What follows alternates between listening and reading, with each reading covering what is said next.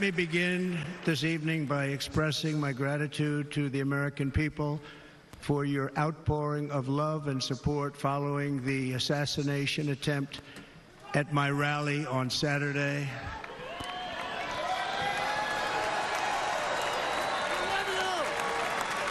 As you already know, the assassin's bullet came within a quarter of an inch of taking my life. So many people have asked me, what happened? Tell us what happened, please. And therefore, I will tell you exactly what happened, and you'll never hear it from me a second time because it's actually too painful to tell. It was a warm, beautiful day in the early evening in Butler Township in the great Commonwealth of Pennsylvania. Music was loudly playing, and the campaign was doing really well. I went to the stage, and the crowd was cheering wildly. Everybody was happy. I began speaking very strongly, powerfully, and happily, because I was discussing the great job my administration did on immigration at the southern border. We were very proud of it.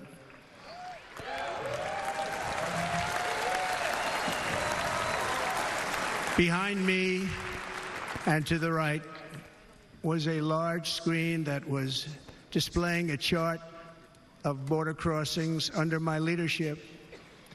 The numbers were absolutely amazing.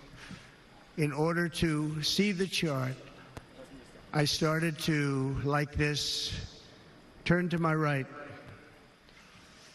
and was ready to begin a little bit further turn, which I'm very lucky I didn't do, when I heard a loud whizzing sound and felt something hit me really, really hard on my right ear.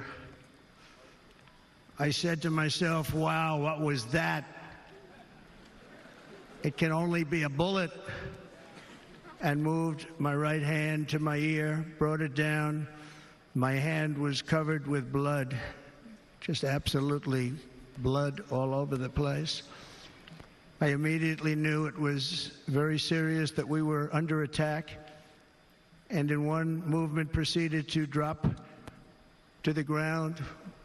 Bullets were continuing to fly as very brave Secret Service agents rushed to the stage, and they really did. They rushed to the stage.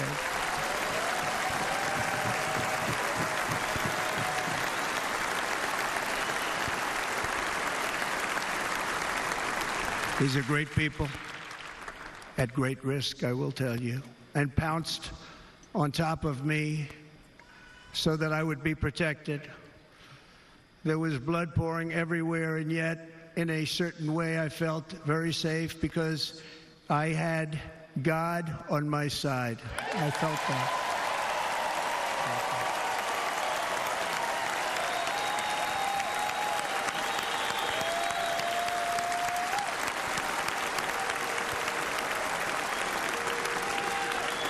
The amazing thing is that prior to the shot, if I had not moved my head at that very last instant, the assassin's bullet would have perfectly hit its mark, and I would not be here tonight. We would not be together.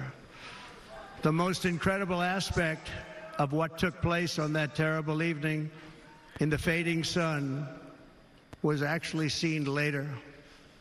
In almost all cases, as you probably know, and when even a single bullet is fired, just a single bullet, and we had many bullets that were being fired, crowds run for the exits or stampede, but not in this case. It's very unusual.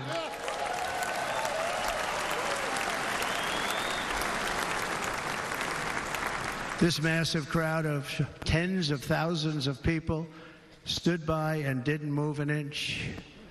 In fact, many of them bravely but automatically stood up looking for where the sniper would be. They knew immediately it was a sniper. and then began pointing at him. You can see that if you look at the group behind me. That was just a small group compared to what was in front. Nobody ran, and by not stampeding, many lives were saved. But that isn't the reason that they didn't move. The reason is that they knew I was in very serious trouble. They saw it. They saw me go down. They saw the blood and thought, actually most did, that I was dead. They knew it was a shot to the head. They saw the blood. And there's an interesting statistic. The ears are the bloodiest part. If something happens with the ears, they bleed more than any other part of the body. For whatever reason, the doctors told me that. I said, why is there so much blood? He said, it's the ears. They bleed more. So we learned something, but they just, this beautiful crowd, they didn't want to leave me. They knew I was in trouble. They didn't want to leave me. And you can see that love written all over their faces. Incredible people. They're incredible people. Bullets were flying over us, yet I felt serene. But now the Secret Service agents were putting themselves in peril. They were in very dangerous territory. Bullets were flying right over them, missing them by a very small amount of inches. And then it all stopped. Our Secret Service sniper, from a much greater distance and with only one bullet used, took the assassin's life, took him out.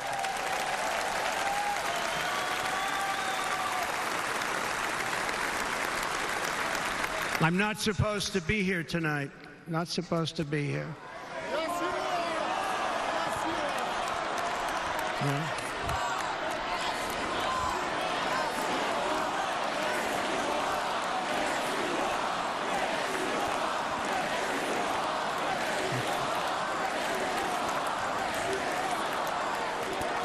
Thank you.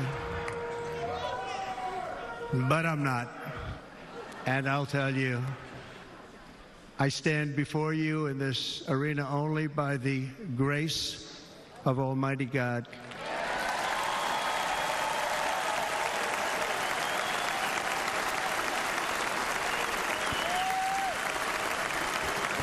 In watching the reports over the last few days, many people say it was a providential moment. Probably was. When I rose, surrounded by Secret Service, the crowd was confused because they thought I was dead, and there was great, great sorrow. I could see that on their faces as I looked out. They didn't know I was looking out. They thought it was over. But I could see it. I wanted to do something to let them know I was okay. I raised my right arm, looked at the thousands and thousands of people that were breathlessly waiting, and started shouting, "Fight, fight, fight."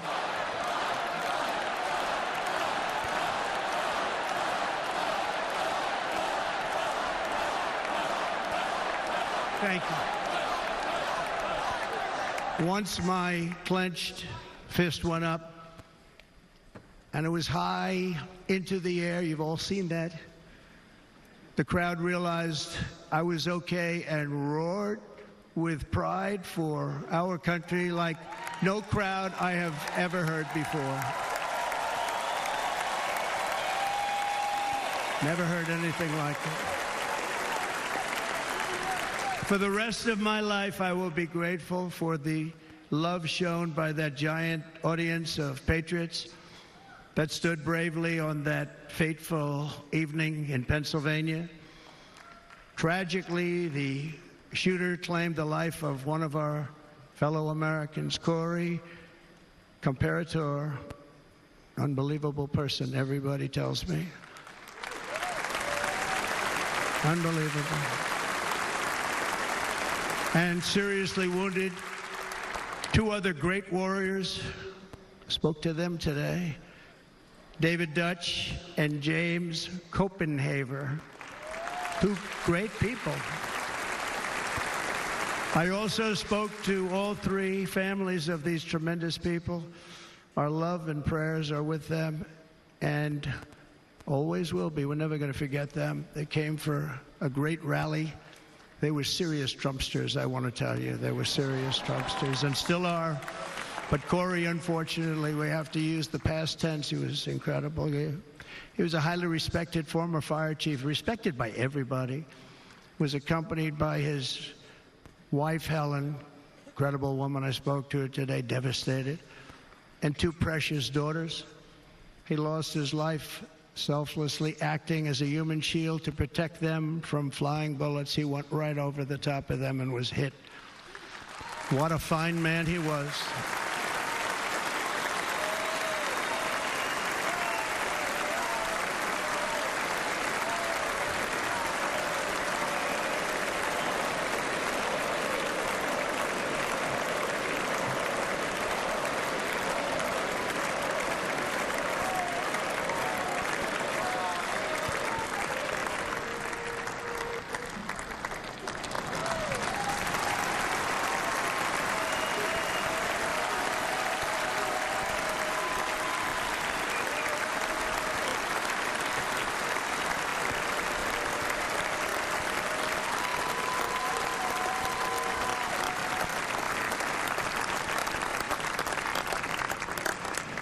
I want to thank the fire department and the family for sending his helmet, his outfit, and it was just something, and they're going to do something very special when they get it. But we did something which cannot match what happened, not even close. But I am very proud to say that over the past few days, we've raised $6.3 million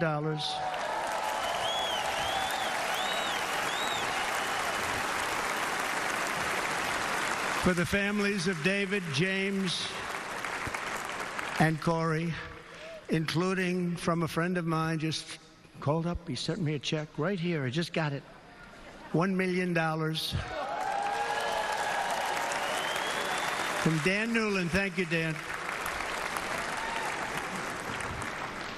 And again, when speaking to the family, I told them, I said, well, I'm going to be sending you a lot of money, but it can't compensate.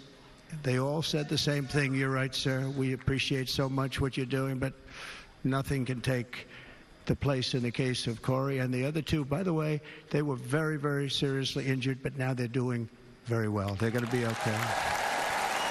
They're going to be doing very well.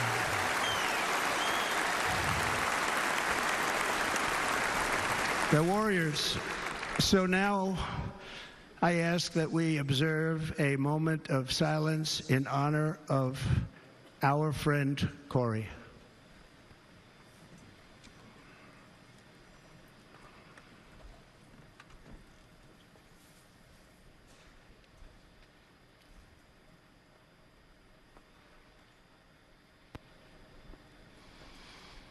There is no greater love than to lay down one's life for others. This is the spirit that forged America in her darkest hours, and this is the love that will lead America back to the summit of human achievement and greatness. This is what we need.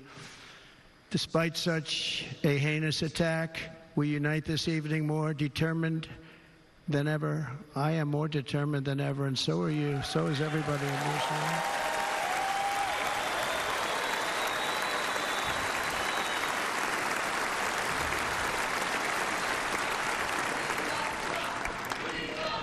Thank you. Thank you very much.